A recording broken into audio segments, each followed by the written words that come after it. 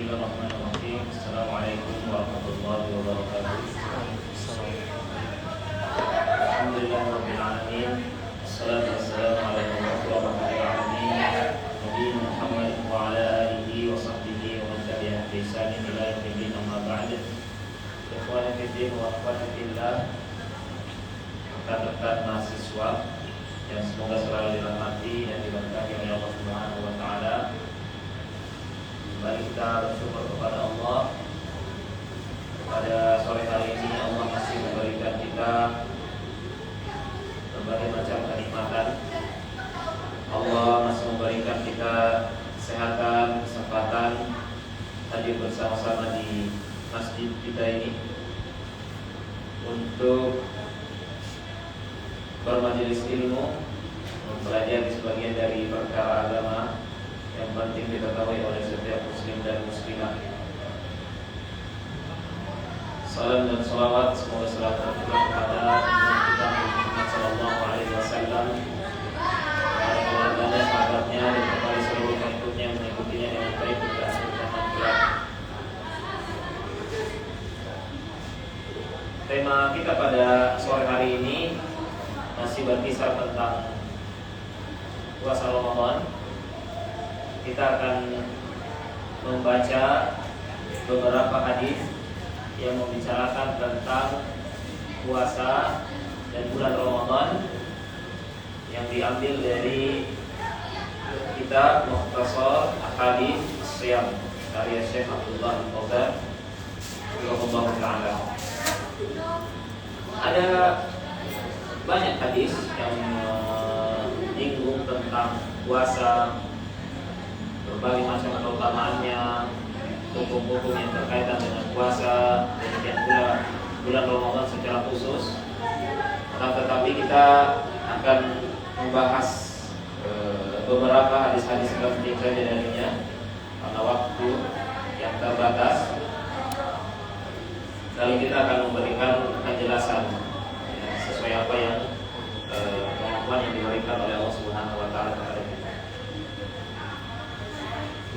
Hadis yang pertama yang akan kita bacakan yaitu hadis tentang keutamaan berpuasa.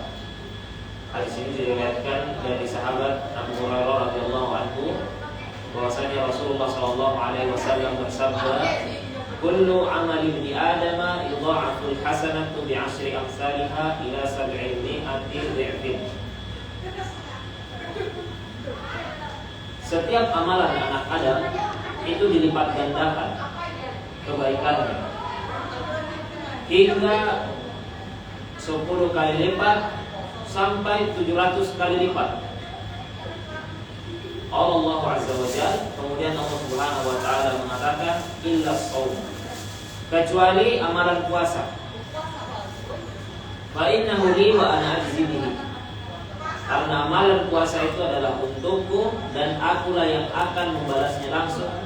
Ya syahwatahu wa ta'amahu min ajli. Di mana seorang muslim tersebut rela untuk meninggalkan syahwatnya, rela untuk tidak makan, ya, karena ingin mencari keridhaan.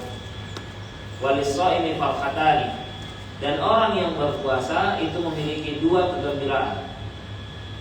Farhatun 'inda fitrihi, pertama kegembiraan ketika dia berbuka puasa, wa farhatun 'inda liqa'i rabbih, dan kegembiraan ketika kelak bertemu dengan Rabb. Wa la khulufu famis shaimi atyabu 'inda Allah min rihil miski. Dan bau mulut orang yang berpuasa itu lebih baik, lebih disukai oleh Allah Subhanahu wa taala daripada bau kasturi. Hadis ini diriwayatkan oleh Imam Al-Bukhari dan Imam Muslim. Ini hadis adalah hadis yang membicarakan tentang keutamaan berpuasa dan bagaimana agungnya kedudukan amalan puasa tersebut di sisi Allah Subhanahu wa taala. Ada beberapa keutamaan yang disebutkan oleh Nabi SAW di dalam satu rangkaian hadis ini. Yang pertama bahwasanya orang yang berpuasa itu pahalanya dilipat gandakan oleh Allah Subhanahu wa taala tanpa batas. Tanpa batas. Karena amalan-amalan itu oleh Allah Subhanahu wa taala dilipat gandakan. Semua amalan ya, dilipat gandakan mulai dari 10 kali lipat hingga 700 kali lipat.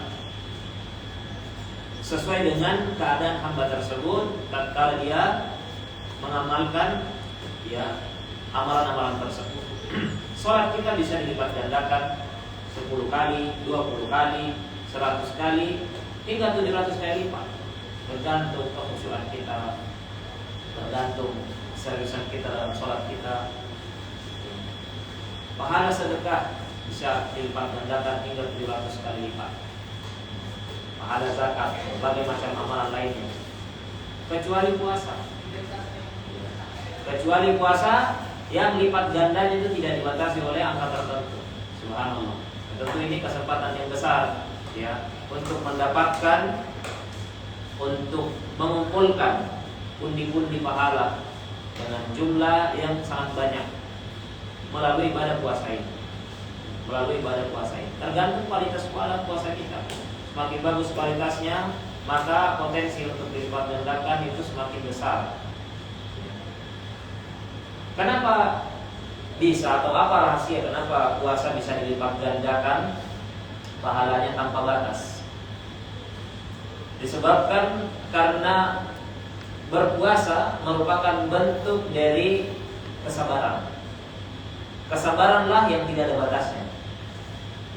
Kesabaran tidak ada batasnya.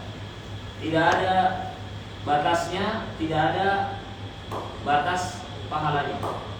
Allah Subhanahu wa taala bisa membalas pahala sabar dengan balasan yang berlipat ganda tanpa batas. Sebagaimana Allah Subhanahu wa taala berfirman, "Innama yuwaffas sabiruna ajrahum bighairi hisab." Sesungguhnya Allah Subhanahu wa taala akan membalas pahala orang-orang yang bersabar tanpa batas. Ya. Karena di dalam puasa itu terdapat kesabaran. Ya. Tentu kita pahami ketika kita berpuasa kita sabar untuk menahan makan. Kita sabar untuk menahan minum, menahan syahwat, menahan dari hal-hal yang asalnya bahkan dibolehkan oleh Allah Subhanahu wa taala, tetapi karena dilarang, maka kita bersabar untuk menahan diri kita. Ya. Itu rahasianya. Kenapa sabar itu bisa dilipat gandakan, kenapa puasa bisa dilipat gandakan oleh Allah Subhanahu wa taala dengan kebaikan tanpa batas. Keutamaan yang kedua yang disebutkan dalam hadis, bahwasanya Allah Subhanahu wa taala ya, menisbatkan amalan puasa tersebut langsung kepada dirinya. Langsung kepada dirinya. Tentu ini bentuk kemuliaan secara khusus bagi amalan puasa. Kata Allah, puasa itu untukku dan akulah yang akan membalasnya. Ya. Karena amalan puasa itu adalah amalan rahasia. Amalan rahasia. Kita tidak tahu orang yang berpuasa itu apakah dia membatalkan puasa atau tidak. Karena dia mudah saja untuk makan dengan sembunyi-sembunyi, untuk minum dengan sembunyi-sembunyi. Bahkan tidak sembunyi-sembunyi, masuk angkringan. Ya, nah. Jadi pahala puasa itu rahasia antara seorang hamba dengan Tuhan, dengan Rohnya. Ketika seorang yang ingin membatalkan puasanya sembunyi-sembunyi mudah saja. Dan dahulu ketika saya kecil, saya kira tidak akan ada orang yang melakukan hal-hal semacam itu. Setelah saya dewasa melihat realita kehidupan, ternyata banyak juga orang yang sembunyi-sembunyi berbuka atau tidak puasa. Dan ternyata itu biasa. Banyak kita lihat di sekitar kita. Dulu saya ketika KKN itu, KKN-nya kan pada tahun itu ya kira-kira bulan Juli lah. Itu teman-teman satu unit itu pesta Indomie di tidak, subhanallah, barulah saya sadar ternyata tidak semua orang muslim berpuasa. semakin kesini semakin banyak ya realita membuktikan hal tersebut. Maka ternyata puasa itu hanya dilakukan oleh orang-orang yang memang punya keyakinan terhadap Rabbnya. Dan memang puasa itu adalah rahasia antara dirinya dan Allah Subhanahu wa taala. Karena itu puasa itu dinisbatkan langsung kepada Allah Subhanahu wa taala dan Allah lah yang akan membalasnya. Semua pahala, semua amalan dibalas oleh Allah Subhanahu wa taala. Ini adalah sebuah ungkapan yang menunjukkan bahwasanya puasa itu sangat tinggi kemuliaannya. Kemudian yang ketiga, di dalam hadis ini dikatakan bahwasanya orang yang berpuasa itu mendapatkan dua kebahagiaan. Kebahagiaan yang pertama ketika dia berbuka. Setiap orang yang berpuasa ketika berbuka pasti bahagia. Ya, setelah sebelumnya dia tahan dirinya, ya. Semakin lapar, makannya semakin enak. Ya. Semakin haus, minum itu semakin enak. Semakin panas, tenggorokan yang disiram oleh air es semakin enak. Demikian pula orang berpuasa. Ya. Demikian pula orang berpuasa setelah seharian dia menahan, kemudian dia berbuka, tentu dia berbahagia.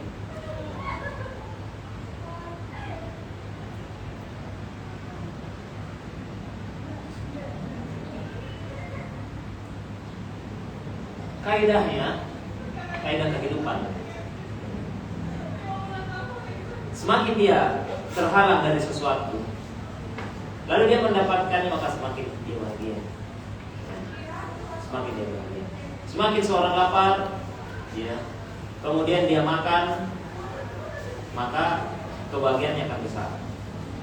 Orang yang belajar, menuntut ilmu, semakin dia bodoh, semakin senang dia dengan ilmu yang dia dapatkan tersebut. Tetapi ketika dia merasa pintar, ketika dia mendapatkan ilmu, ya, maka dia tidak begitu bahagia. Karena itu penuntut ilmu yang dihadirkan adalah rasa bodoh. Ya, ada dia senantiasa merasa bodoh dan masih merasa kurang, sehingga dia senantiasa haus akan ilmu.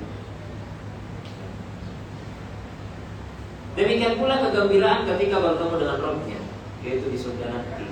Dia melihat ternyata ya penghuni surga, ya, melihat ternyata amalan puasanya tersebut diganjar oleh Allah Subhanahu wa taala dengan pahala yang besar, yang kemudian memasukkannya dalam surga. Barulah ia gembira. Ternyata puasa yang saya lakukan di dunia ini mendapatkan ganjaran pahala yang begitu besar di sisi Allah Subhanahu wa taala.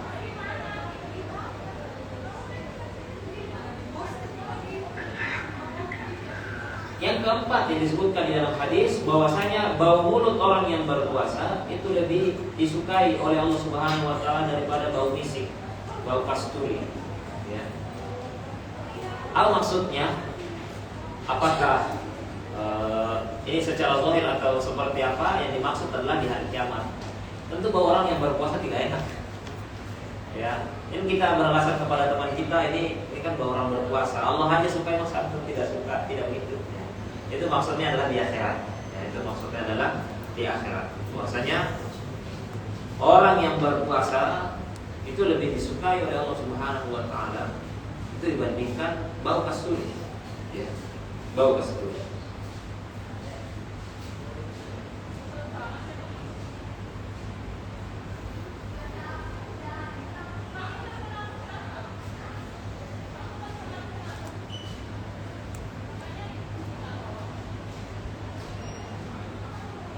Baik. Itu hadis yang pertama. Ya, hadis yang pertama mengenai keutamaan puasa. Kemudian hadis yang kedua adalah hadis yang diriwayatkan dari sahabat Abu Hurairah radhiyallahu anhu, bahwasanya Rasulullah sallallahu alaihi wasallam bersabda, "Idza dakhala syahrul Ramadan, futihat abwaabul jannah."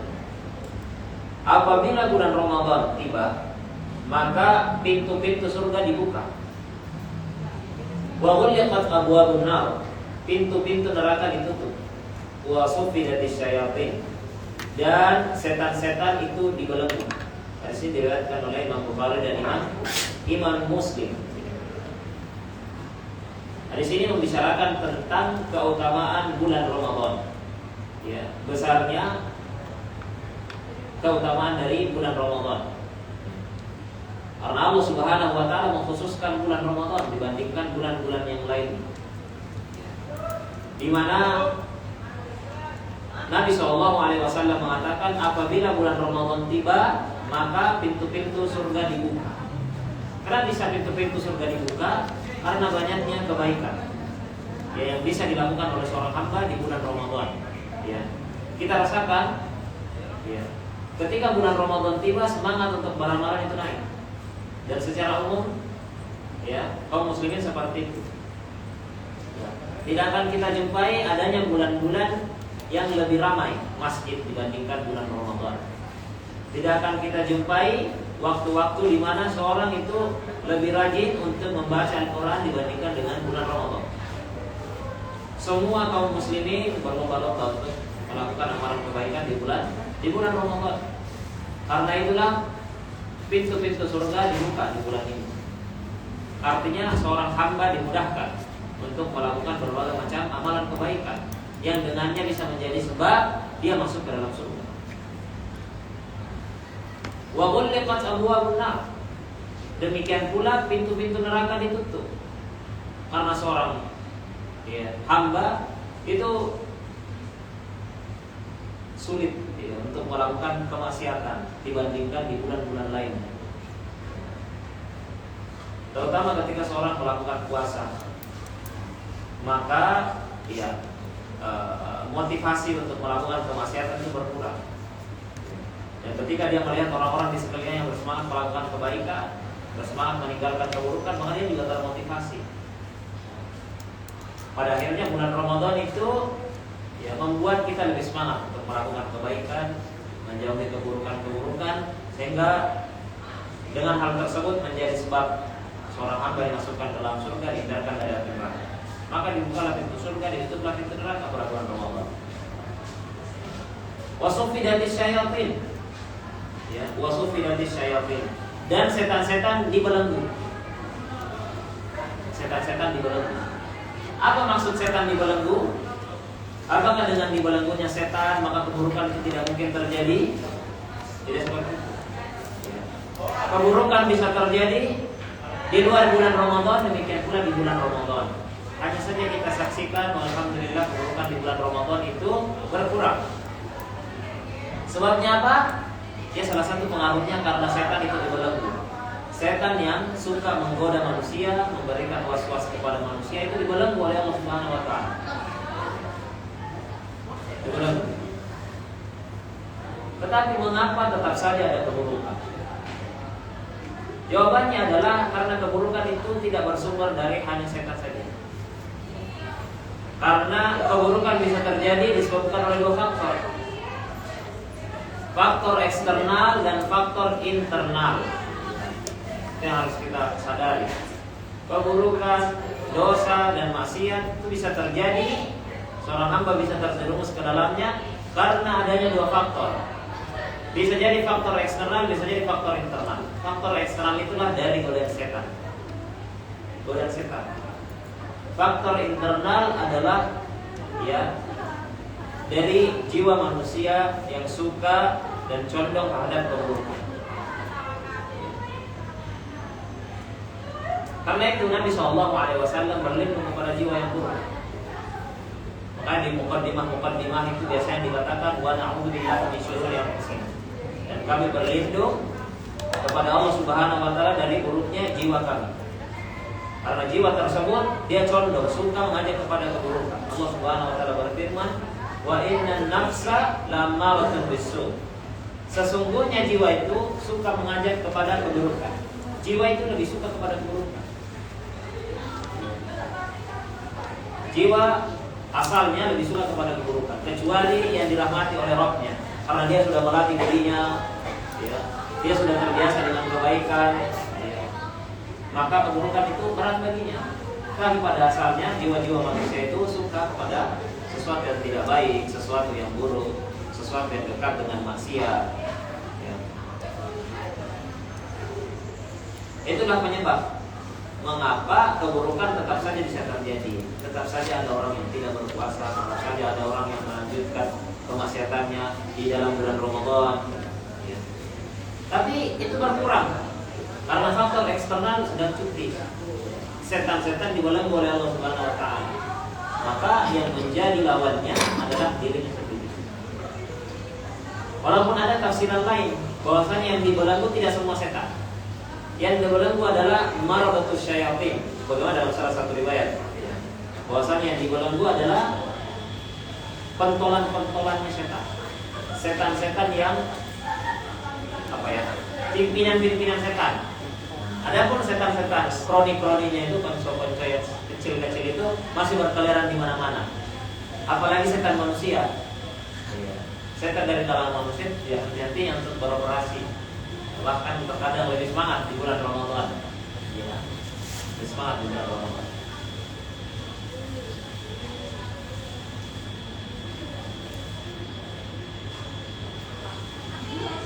Baik. Hadis berikutnya yaitu hadis yang membicarakan tentang sholat malam di bulan Ramadan, yaitu sholat tarawih yang secara khusus dilaksanakan di bulan Ramadan. Dari sahabat Abu Hurairah radhiyallahu anhu, kata beliau, aku mendengar Rasulullah SAW bersabda, "Man qama Ramadhana imanan wa ihtisaban, ghufira lahu ma taqaddama min dhanbi."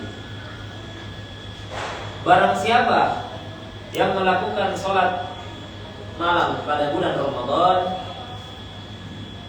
itulah sholat tarawih, karena dilandasi dengan keimanan dan ihtisab, keinginan untuk meraih pahala dari Allah Subhanahu wa taala, ghufira lahu ma taqaddama min dhanbi, akan diampunkan dosa-dosanya yang telah lalu. Ya. Luar biasa. Luar biasa. Bulan Ramadan ini bisa menghapuskan dosa-dosa kita yang telah lalu. Siapa dari kita yang yakin tidak memiliki dosa? Dari dosa-dosa tersebut, di antara cara yang ampuh untuk menghapusnya adalah dengan berpuasa pada bulan Ramadan. Tetapi kata para ulama, puasa, dosa yang dihapuskan adalah dosa-dosa kecil. Dosa-dosa kecil. Karena dosa itu ada dua. Ada dosa kecil, ada dosa besar. Dosa besar adalah dosa-dosa yang diancam secara khusus oleh Allah Subhanahu wa taala akan hukuman di dunia atau akan hukuman di akhirat. Itu dosa-dosa besar. Seperti mencuri, berzina, merampok, membunuh, ya, berbuat syirik, sihir dan seterusnya, itu semuanya adalah dosa-dosa besar. Selainnya adalah dosa-dosa kecil, ya, yang mungkin diri kita sangat sulit terhindar darinya. Ya. Sering sekali kita melakukan kesalahan, salah melihat, ya, salah berbicara, salah mendengar, salah melangkah, ya. Itu dosa-dosa kecil. Maka kata para ulama, ada banyak cara untuk menghapus dosa.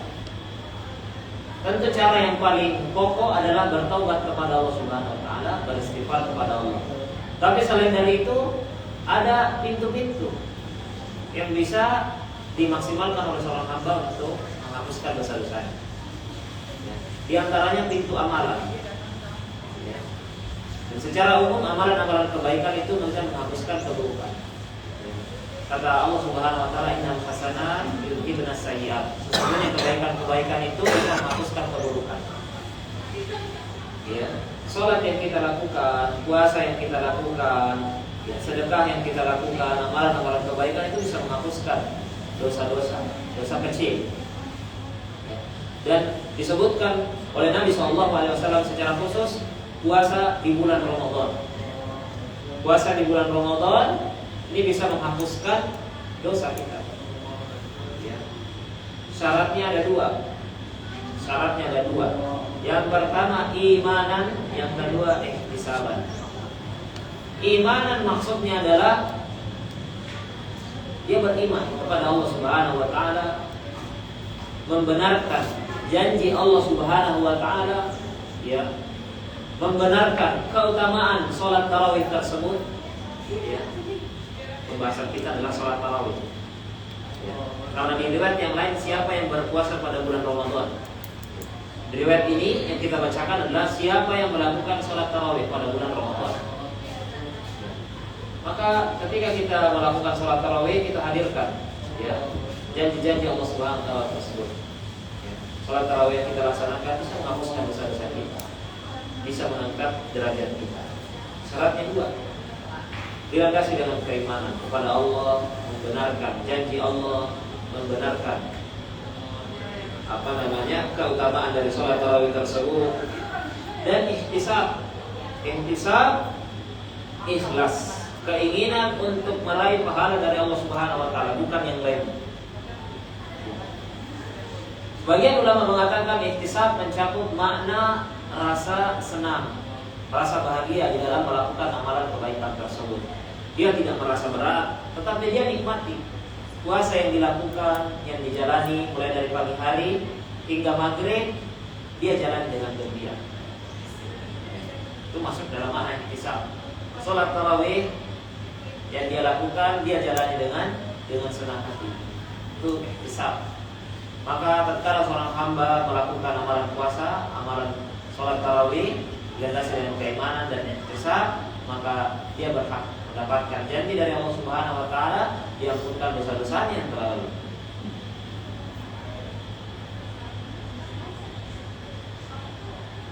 Ikhwani fillah rahimani wa rahimakumullah, di antara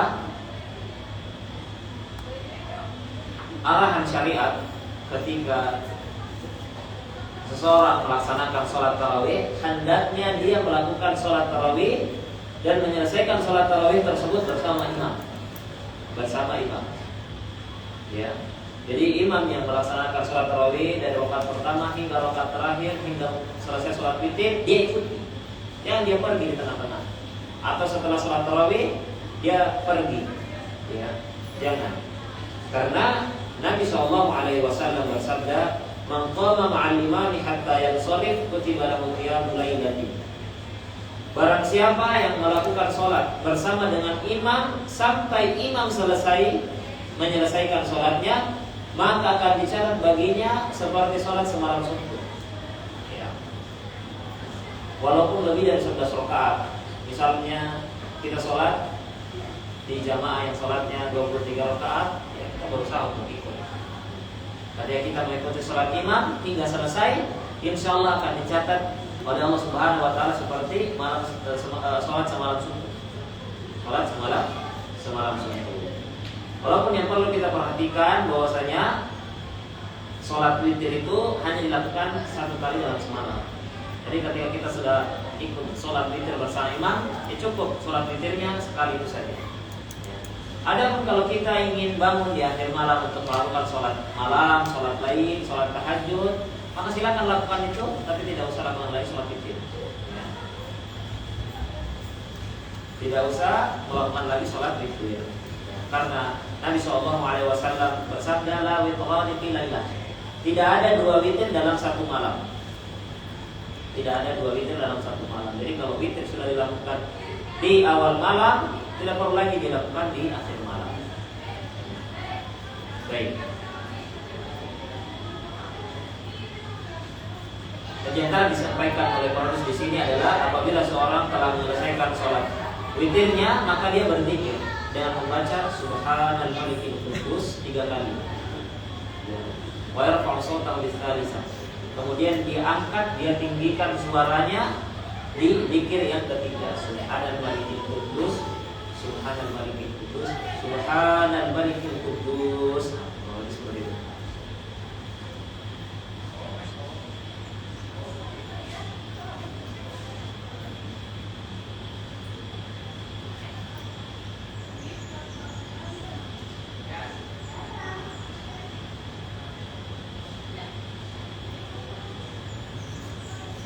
Yang keempat, hadis berikutnya. Hadis yang membicarakan tentang keutamaan membaca Al-Quran. Dari sahabat Abu Umamah radhiyallahu anhu bahwasanya Nabi SAW bersabda, "Iqra'ul Qur'an fa innahu ya'ti yaumil qiyamati syafi'an li ashabihi." Ya. Diriwayatkan oleh Imam Muslim. Baca Al-Qur'an karena Al-Qur'an itu akan datang pada hari kiamat memberikan syafaat bagi para pembacanya. Ya. Di sini berbicara tentang keutamaan membaca Al-Quran dan besarnya ya keutamaannya, bahwasanya Al-Quran itu akan datang memberi syafaat bagi para pembacanya di hari kiamat.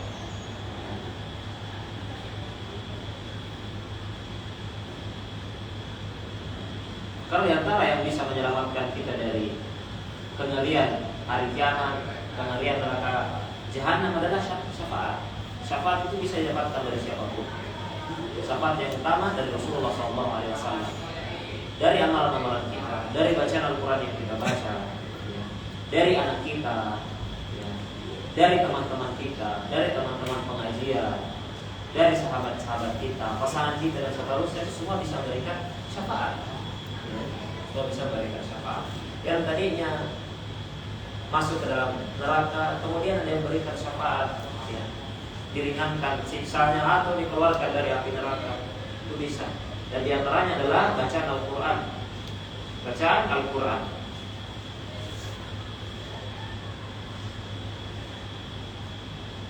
Karena itu di bulan Ramadan ini hendaknya benar-benar dimanfaatkan ya, untuk membaca Al-Quran, ya, untuk mempelajarinya, demikian pula mentadabburinya dan mengamalkannya.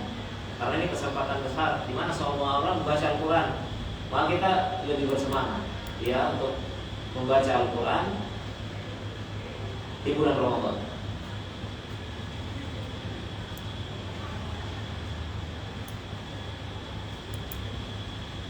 Dan terutama karena bulan Ramadan adalah bulan yang dikhususkan oleh Allah Subhanahu wa taala. Maka membaca Al-Quran di bulan Ramadan itu lebih ditekankan ya dibanding di luar dari bulan Ramadan. Ketika di luar dari bulan Ramadan itu tidak dianjurkan untuk menghatamkan Quran kurang dari 3 hari. Maka di bulan Ramadan hal itu tidak mengapa dilakukan. Hal itu tidak mengapa dilakukan. Karena itu kita jumpai para salaf, para sahabat, para tabi'in itu setiap hari menghatamkan Al-Quran di bulan Ramadan. Bahkan diriwayatkan dari Imam Syafi'i, dia menghatamkan 2 kali dalam sehari. Luar biasa. Itu bayangkan gimana caranya menghatamkan 2 kali. Bacaan yang cepat itu kira-kira bisa kita selesaikan dalam waktu 15 menit ya. Itu sudah sangat cepat. Sudah sangat cepat. Berarti atau 20 menit ya. Berarti dalam sejam itu butuh waktu butuh 3 juz. Berarti dia butuh 10 juz. 10 jam. Ya. 10 jam. Ya, kalau kadang lambat atau seterusnya mungkin 11 sampai 12 jam. Ya. Duduk 3 kali ya, misalnya. Duduk 3 kali 4 jam, 4 jam, 4 jam. Nah, mungkin bisa selesai tuh. Siapa yang bisa lakukan ini? Ya. Saya agak lupa ya, tapi kira-kira saya pernah membaca itu. Jadi salah satu pondok pesantren di mana di Jogja itu pihak pondok itu memberikan challenge, tantangan kepada santrinya, siapa yang bisa menyelesaikan khatam sebanyak sekian kali itu bisa pulang ya, bisa pulang. Maka ada yang menyelesaikan 10 kali khatam dalam waktu 10 hari. Artinya kan sehari 1 kali khatam. Apa yang mereka lakukan? Mereka bangun sejak jam 1 malam, ngaji terus biar bisa pulang ya, biar bisa pulang cepat ke rumah. Dan itu mungkin kalau terjadi, terlihat terus mana di YouTube sudah ada video itu membaca Al-Quran 30 juz. Itu berapa jam ya? 17 jam atau berapa, dan itu mungkin kan ya. Berarti kalau seandainya Imam Syafi'i bisa menyelesaikan itu 10 jam, 2 kali sehari 20 jam digunakan untuk baca Al-Quran. Berarti dia benar-benar ya menggunakan waktunya untuk sholat dan membaca Al-Quran. Ya. Tidur ya 1 jam, subhanallah.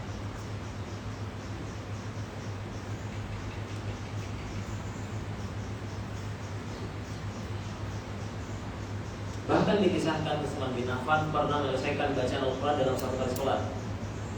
Berarti anggaplah sholatnya itu, sholat malamnya itu jam 9 sampai jam 4 subuh misalnya, biasa. Dan tidur. Aina nahnu min haula, kita tidak bakalan bisa seperti mereka. Tapi fattaqullaha mastata'tum, ya. Bertakwalah semampunya. Allah Subhanahu wa taala berikan kita kemampuan segi dan segitu, maka kita gunakan sesuai kemampuan kita.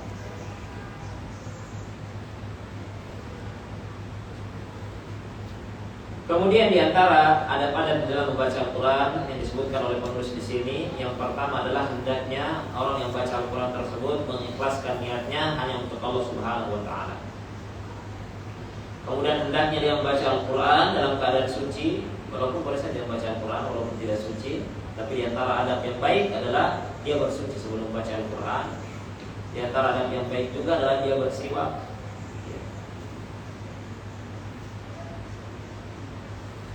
Dan dia hendaknya melisankan ketika membaca Al-Quran. Karena ada juga yang membaca cuma dilihat saja, baca dalam hati.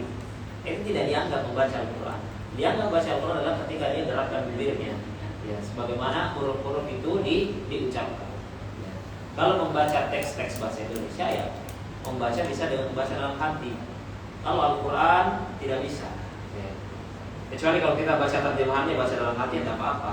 Adapun baca Al-Quran, maka bacaan yang akan diganjar pahala adalah bacaan yang diucapkan di lisan kita. Di antara adab yang lainnya adalah hendaknya seorang membaca Al-Quran ketika dia melewati ayat sajadah, dia bersujud, yang disebut dengan sujud tilawah.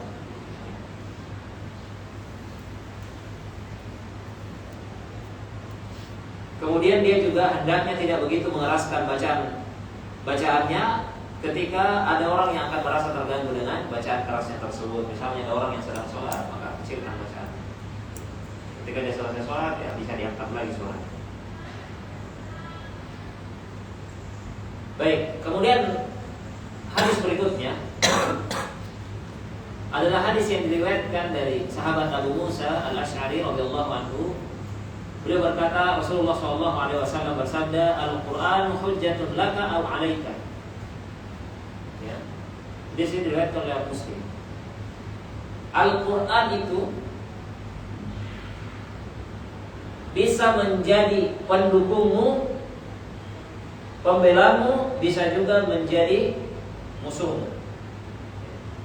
Karena itu Al-Quran bagaikan apa ya? Apa itu? Bisa memberikan kebaikan, bisa memberikan keburukan. Bisa bermata-dua bukan ya? Kalau bisa bermata-dua mungkin dua-duanya itu apa? Ya bagaikan apa itu? Matanya itu apa?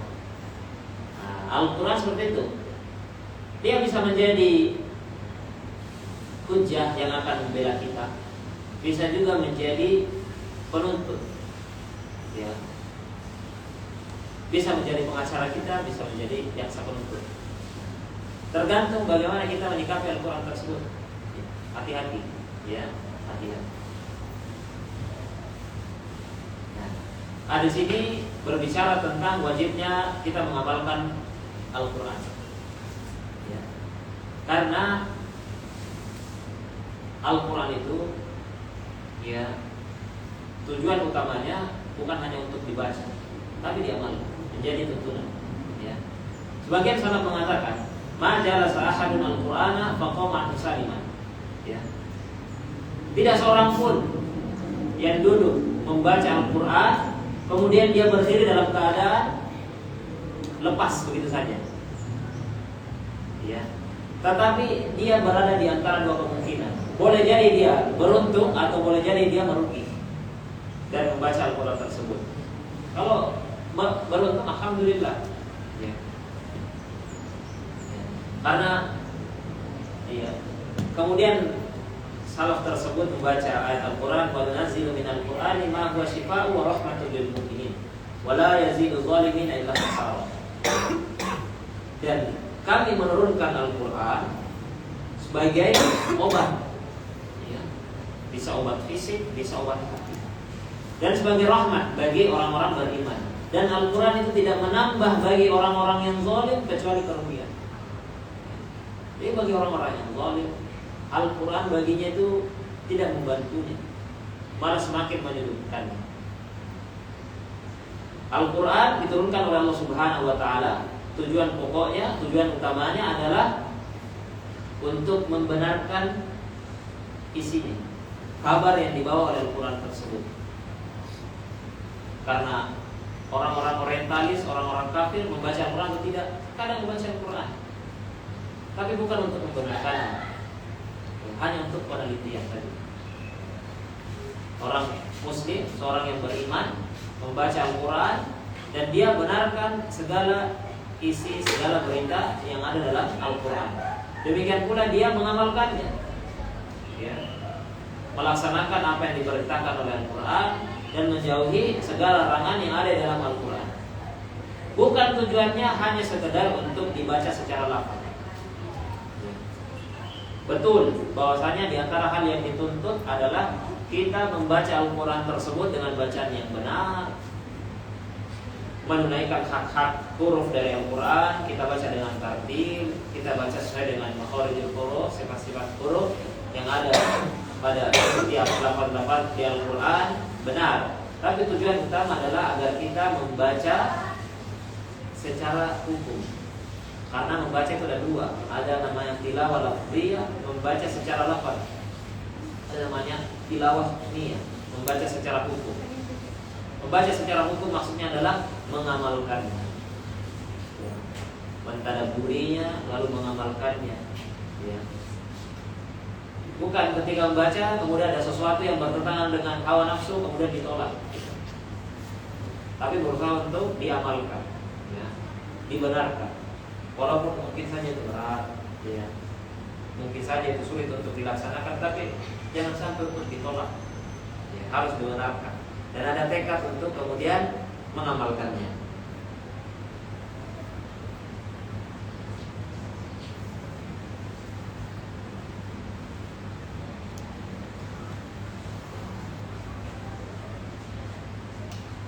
Berkata Ibnu Mas'ud radhiyallahu anhu, "Kana ar-rajulu minna idza ta'allama 10 ayatin lam yujawizhunna hatta ya'rifa ma'aniyakunna wal 'amala bihinna."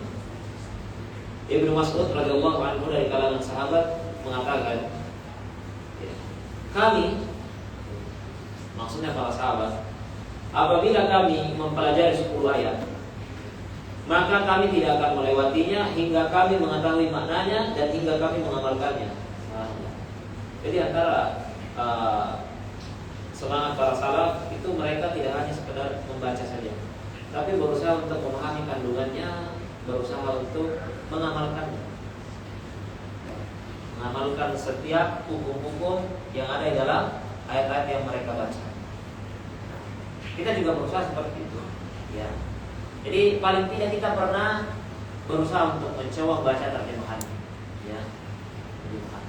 Walaupun tidak setiap saat, ya, karena tidak diwajibkan juga untuk membaca Al-Quran dan membaca terjemahannya, tidak. Tapi paling tidak kita punya tekad yang kuat untuk membaca terjemahan ketika kita sempat, ya. Bukan sekedar untuk memperbanyak, ya. Walaupun hal itu boleh saja. Jadi kalau misalnya kita di bulan Ramadan fokus untuk membaca Al-Quran walaupun tidak membaca terjemahannya, boleh saja. Tapi merupakan hal yang lebih baik apabila kita tambahkan dengan membaca terjemahan, kemudian membaca tafsirnya, mendengarkan pengajian tafsir dan seterusnya. Ya, tentu beda perasaan, ya, antara orang yang sekadar membaca dengan orang yang juga, ya, membaca terjemahan, yang membaca tafsirnya. Terutama karena kita bukan orang Arab, Ya, jadi ketika membaca tidak kita pahami. Jadi kalau kita bisa bahasa Arab, ya, kita bisa memahami, walaupun tidak sempurna, tapi kita bisa menangkap poin utama dalam ayat-ayat tersebut.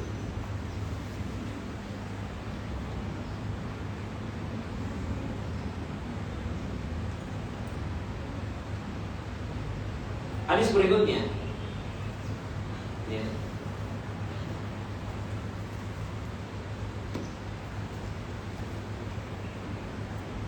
Hadis berikutnya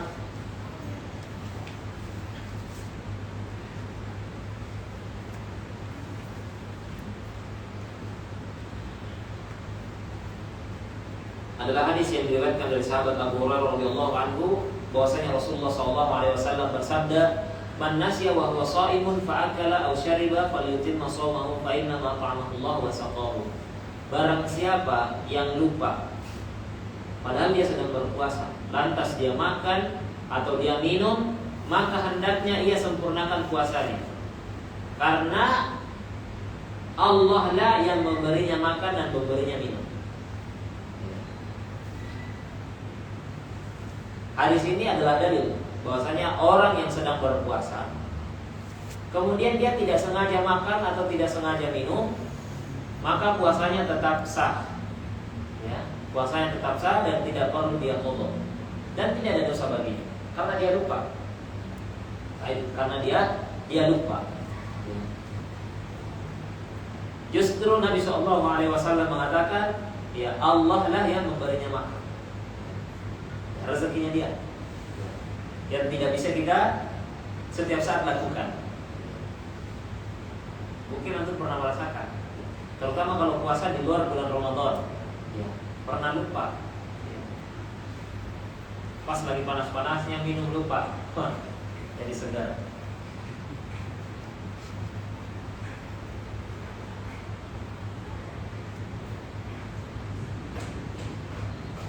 Tapi kalau misalnya kita melihat teman kita minum, kita yakin dia lupa, dia harus diingatkan.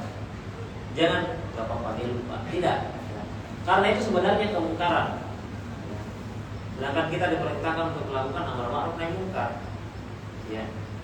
Makan, minum di tengah-tengah puasa kemungkaran atau tidak? Kemungkaran. Ya. Tapi bagi dia itu adalah sesuatu yang tidak disengaja. Ya, istilahnya terpaksa.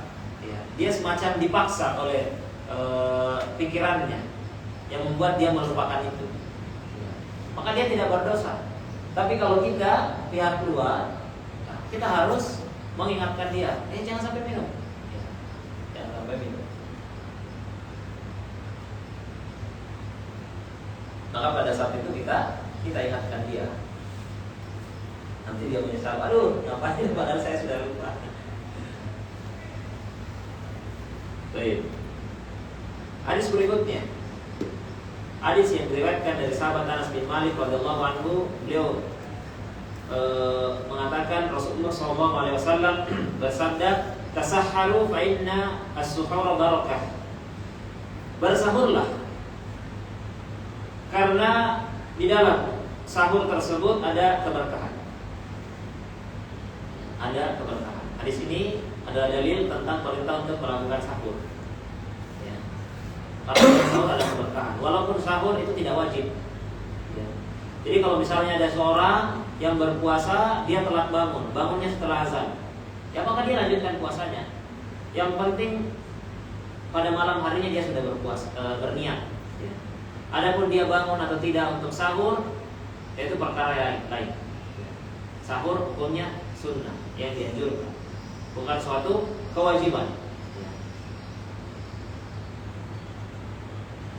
Kata Nabi SAW, bersahurlah, fa innas suhur barakah. Ada dua cara baca di hadis ini. Bisa fa innas suhur, bisa fa innas sahur. Kalau sahur adalah makanannya. Ya. Kalau suhur kegiatannya. Keduanya benar. Jadi dalam makan sahur yang kita makan ada keberkahan, di dalam kegiatan kita makan itu ada keberkahan. ada keberkahan di dalam kegiatan itu, di dalam makanan tersebut ada juga keberkahan.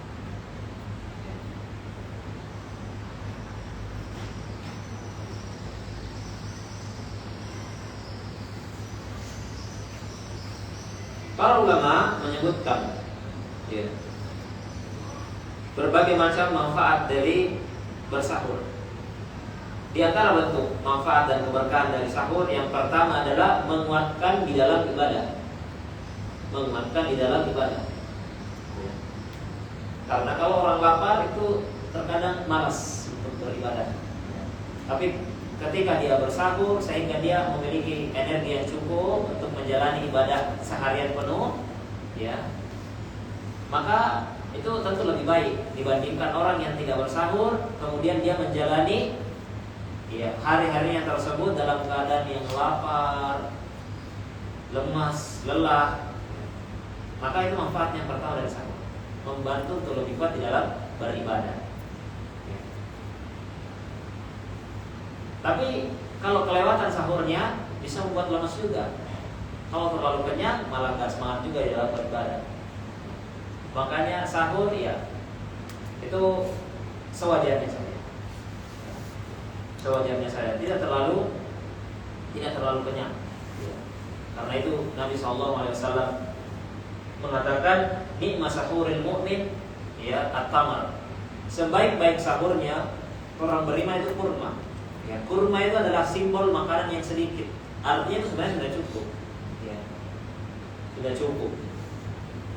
Dan dikatakan sahur itu tidak mesti harus makan besar. Minum seteguk air putih dengan niat bersahur, itu sudah dikatakan sahur. Jadi kalau 1 menit sebelum azan baru bangun, nah segera minum sahur. Tidak ada imsak. Imsak itu adalah waktu azan. Nah, itu imsak. Imsak yang sebenarnya adalah ketika masuk waktu subuh. Imsak itu artinya menahan. Kapan menahan? Ya dari terbit fajar hingga tenggelam matahari. Bukan dari 10 menit sebelum terbit fajar. Ya. Berhati-hati mungkin iya, tapi jangan menjadi penghalang untuk makan, untuk minum. Apalagi kalau misalnya bangunnya 10 menit sebelum subuh, lantas mengatakan aduh sudah terlambat, sudah tidak sempat sahur. Itu masalah sempat ya. Justru itu waktu yang pas untuk sahur. 10 menit, 15 menit sebelum subuh itu sangat pas. Karena sunnahnya dan adatnya adalah mengakhirkan sahur ya, mengakhirkan sahur. Kira-kira 15 menit.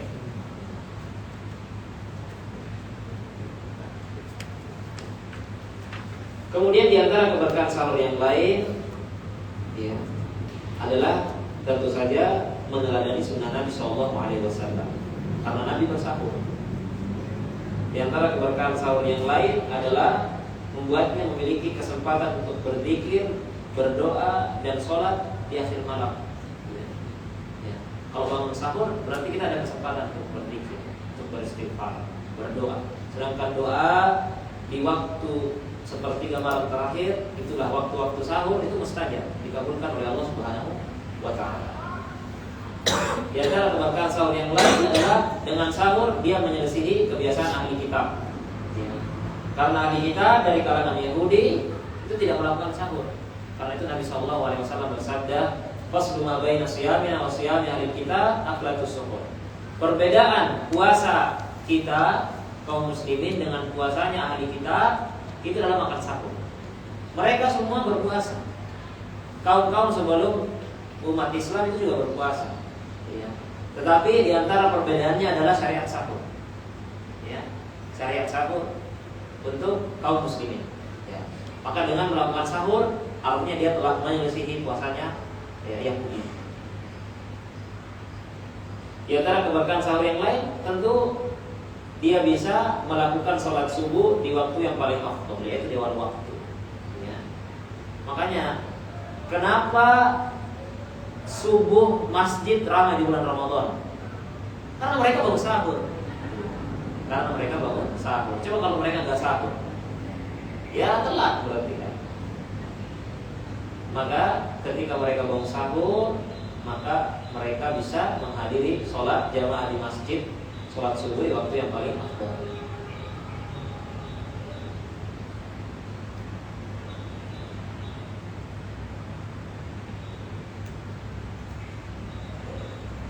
Satu lagi, hadis yang terakhir yang akan kita bahas pada sore hari ini adalah hadis yang diriwayatkan dari sahabat Sa'ad bin Sa'ad radhiyallahu anhu bahwasanya Rasulullah sallallahu alaihi wasallam bersabda, "La yazalun nasu bi khairin ma'ajalul fitr."